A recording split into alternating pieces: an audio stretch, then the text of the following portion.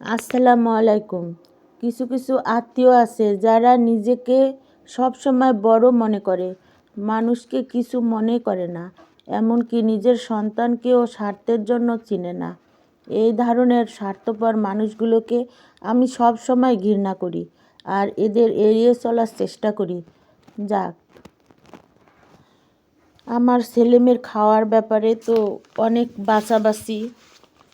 আমার মেয়ে এটা খায় না, সেটা খায় না, কিন্তু না খেলে তো হয় না, সবই খেতে হবে।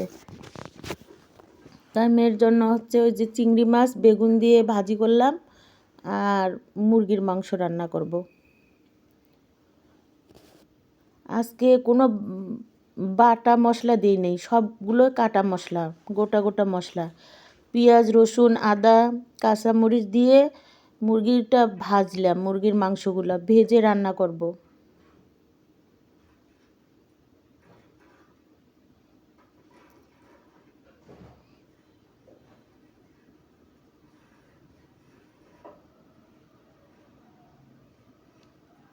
ভাজার পর একটু পানি দিয়ে দিলাম।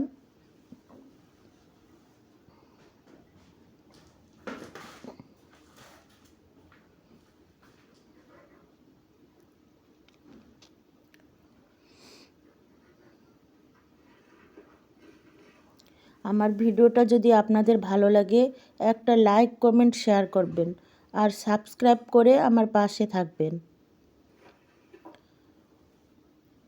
আমার রান্না কমপ্লিট প্রায়। আপনারা ভালো থাকবেন আর আমার ভিডিওটা বেশি বেশি করে দেখবেন।